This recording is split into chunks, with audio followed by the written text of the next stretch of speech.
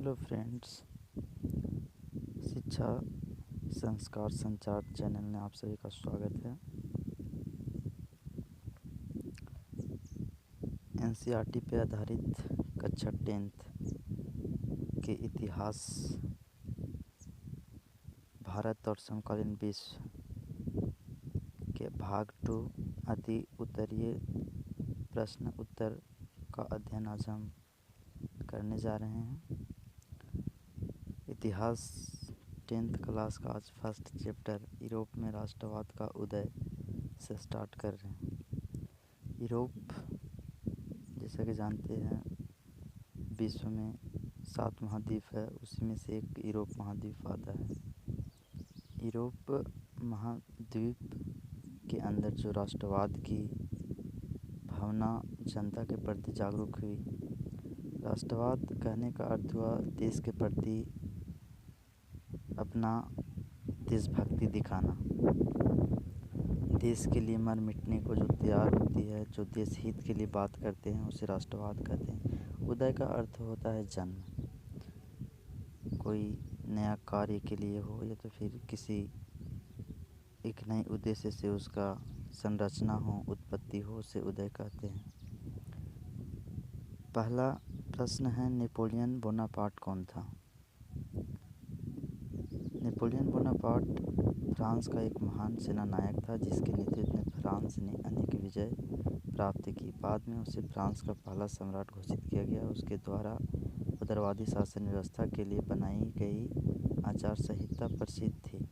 साथ ही Napoleon Bonaparte ने अनेक विजय प्राप्त की थी। बाद में नेपोलियन बोनापार्ट को उस देश का प्रसिद्ध सेनानायक से सम्मानित किया गया था। नेक्स्ट क्वेश्चन की ओर चलते हैं। जोसेपी मैत्सेनी कौन था? जोसेपी मैत्सेनी इटली का एक महान क्रांतिकारी था जो नेपोलियन बोनापार्ट से कुछ ही उनकी जो महानता थी कम थी। बाकी ये भी महान ही क्रांतिकारी के नाम से जाना जाता है। जोसेपी मैत्सेनी का जन्म कब और कहाँ हुआ था? जोसेपी मैत्सेनी का जन्म 1807 ईस्वी में जेनुआ में हुआ था।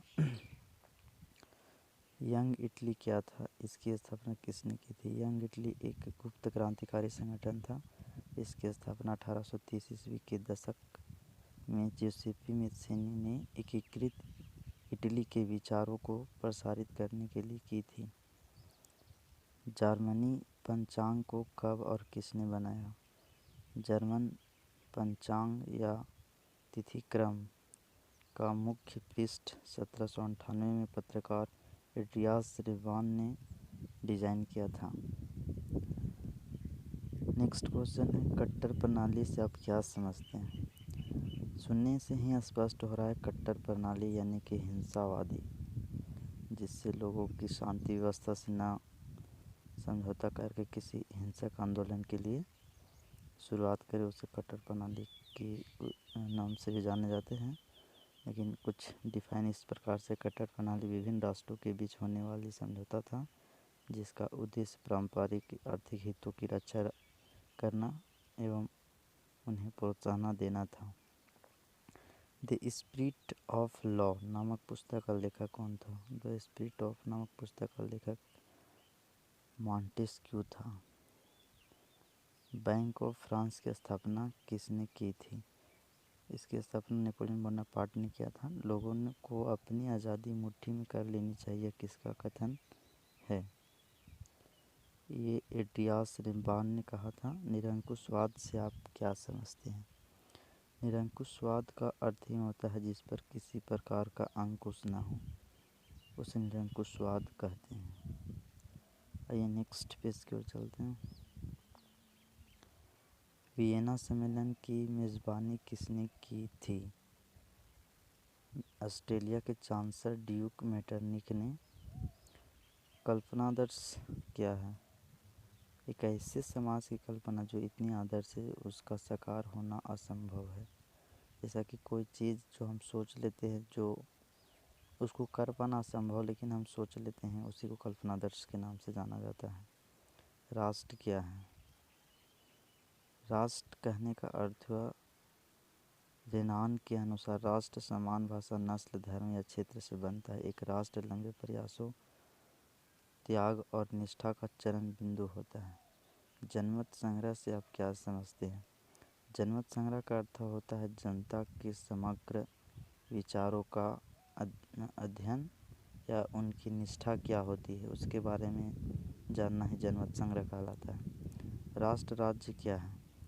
राष्ट्र में एक निश्चित भौगोलिक क्षेत्र उन लोगों को गृह क्षेत्र बन जाता है जो सांस्कृतिक, ऐतिहासिक, भाषीय तथा धार्मिक आधार पर एक समुदाय के रूप में एकजुट होते हैं तथा राजनीतिक आधार पर प्रशासित होते हैं।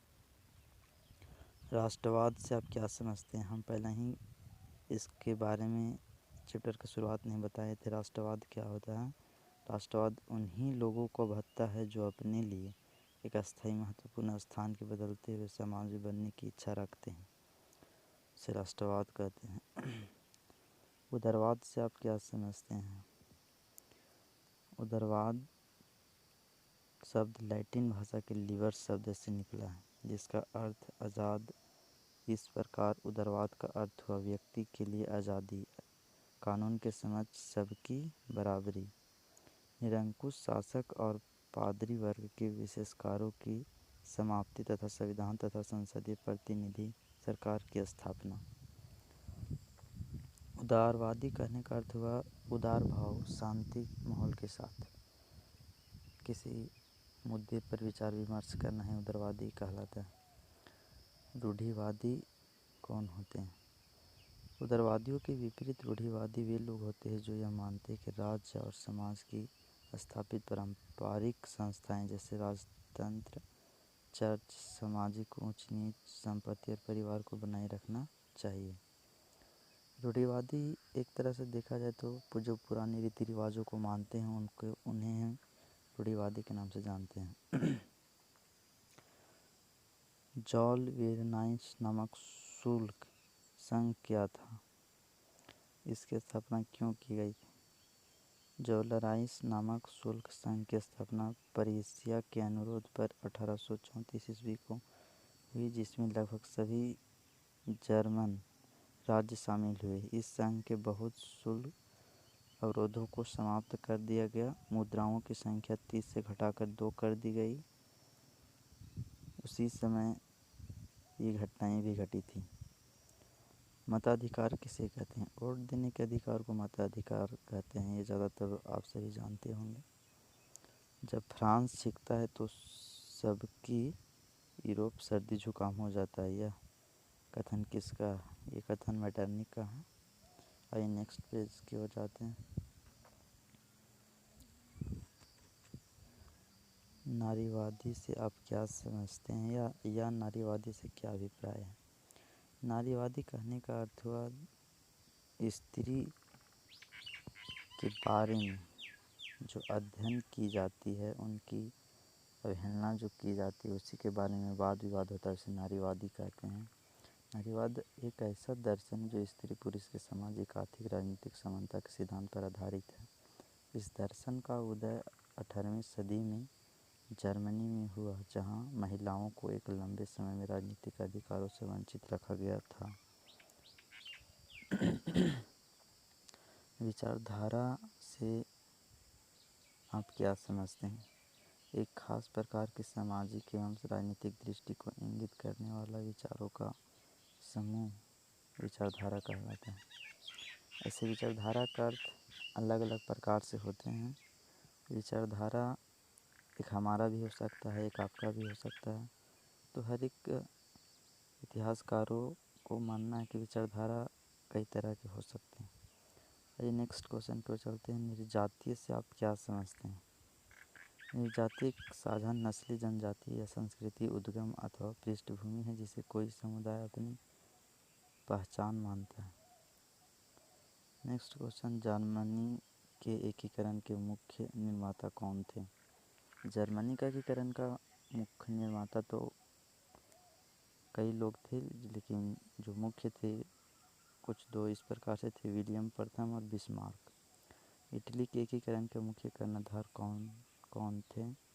इनके भी दो थे, एक गैरी बर्ली और दूसरा विक्टर इमोलियल। रूपक से आपका क्या तात्पर्य है? जब किसी अमूर्त विचार जैसे स्वतंत्रता, मुक्ति, सर या लालच आदि किसी व्यक्ति या किसी चीज़ के द्वारा इंगित किया जाता है तो उसे रूपक कहा जाता है। जर्मनिया से आप क्या समझते हैं? जैसा फ्रांस में मेरियान एक नारी रूपक था जिसे स्वतंत्रता और गणतंत्र का राष्ट्रीय प्रतीक माना जाता था, उसी प्रकार जर्मनिया भी एक नारी रूपक था जिसे जर्मनी में राष्ट्र का प्रतीक माना जाता था। जर्मनिया बलूत वृक्ष के पत्तों को मुकुट पहनती है क्योंकि जर्मन बलूत वीरता का प्रतीक माना जाता है। मरियान से आप क्या समझते हैं? मरियान एक नारी रूपक है जिसे फ्रांस में स्वतंत्रता और गणतंत्र का प्रतीक माना गया है। मरियान की प्रतिमाएं सार्वजनिक चौराहों पर लगाई गई ताकि जनता को राष्ट्रीय प्रतीक की याद आती रहे। काउंट कैमलो द कबूर कौन था? काउंट कैमलो द कबूर इटली के सर्डिनिया पोडमोंट राज्य का मंत्री प्रमुख था। उसने इटली की प्रदेशों को स्वीकृत करने वाले आंदोलन का नेतृत्व किया। फ्रांस की क्रांति का मुख्य दिन क्या है? फ्रांस की क्रांति 1789 से 1815 के द्वारा प्रभुसत्ता राजतंत्र से निकलकर फ्रांसीसी नागरिकों के हाथ में आ गई। इस क्रांति ने यह घोषणा की कि अब लोगों को द्वारा राष्ट्र का गठन होगा और वे ही उसकी नीतियाँ तय करेंगे। नेक्स्ट क्वेश्चन, 1815 ईस्वी की वियना संधि के क्या उद्देश्य थे? 1815 ईस्वी में कई प्रकार की संधियाँ हुई जिसमें से एक प्रमुख है वियना संधि। इस संधि में नेपोलियन युद्धों के द्वारा हुए बदलावों को खत्म करना, दूसरा बुर्बो वंश को सत्ता में पुनः बहाल करना था। 1830 की क्रांति का फ्रांस पर क्या प्रभाव पड़ा? 1830 की क्रांति के परिणाम स्वरूप बुर्बो राज्य, जिन्हें 1815 के बाद हुई रूढ़िवादी प्रतिक्रिया के दौरान सत्ता पर बहाल किया गया था, उन्हें क्रांतिकारियों ने उखाड़ फेंका। उनके स्थान पर अब संवैधानिक राजतंत्र स्थापित हुए। फ्रांस में सत्ता लुई फिलिपी का सौंपी गई। 1848 की क्रांति का फ्रांस पर क्या प्रभाव पड़ा? 1848 की क्रांति के परिणाम स्वरूप फ्रांस के शासक लुई फिलिपी को गद्दी छोड़नी पड़ी और वहीं एक गणतंत्र की घोषणा की गई थी जो सभी पुरुषों को सर्वाधिक मताधिकार पर आधारित था। नेक्स्ट क्वेश्चन है, बिस्मार्क का परिचय दे, उसकी जर्मनी का एकीकरण क्या भूमिका थी? बिस्मार्क जर्मनी का एक महान नेता था। बिस्मार्क ने जर्मनी के एकीकरण के लिए बहुत अधिक प्रयत्न किए। एकीकरण के लिए उसके द्वारा अपनाई गई नीति रक्त और लौह की नीति के नाम से इतिहास में प्रसिद्ध है। रूसो का परिचय दें और बताएं कि फ्रांस की क्रांति में उसकी क्या भूमिका थी। रूसो का महान विचारक था। रूसो का प्रभाव फ्रांस की जनता पर अन्य लेखकों तथा विचारकों की तुलना में सबसे अधिक पड़ा। उसकी पुस्तक सामाजिक समझौता द्वारा लोगों की क्रांति के लिए प्रेरित करने वाले विचार मिले। उसने लोगों के सामने ऐसे समाज की स्थापना का विचार रखा जिसमें उन्हें स्वतंत्रता, समानता और न्याय की प्राप्ति की आशा थी। उसने इस नवीन विचारों ने क्रांतिकारी विस्फोटकों को जन्म दिया। दोस्तों, आज की वीडियो यही थी। ये हमारा प्रथम वीडियो है। आज से मैंने आप सबों को समक्ष यूट्यूब चैनल पर वीडियो बनाने की कोशिश किया हूँ। मैं जानता हूँ कि ये हमारे वीडियो बिल्कुल ही लो लेवल का है क्योंकि आज मैंने स्टार्ट किया था और बहुत परिश्रम करने के बाद, कई बार प्रैक्टिस करने के बाद मैंने स्टार्ट किया वीडियो बनाना। धीरे धीरे सुधरती जाएगी। आप हमारे हेल्प करें, सपोर्ट करें। हम इसी तरह का वीडियो बनाते रहेंगे हर एक। और ये जो वीडियो था वो 10th क्लास से ही नहीं बल्कि अनेक तरह की जो कंपटीशन की तैयारी होती है इसके लिए भी अति महत्वपूर्ण था। आशा करता हूँ हमारा ये वीडियो आप लोगों का अच्छा लगा होगा तो हमारे चैनल को सब्सक्राइब करें और शेयर भी करें अपने दोस्तों के साथ आगे से और प्रयासों की सुधार करने के लिए। धन्यवाद।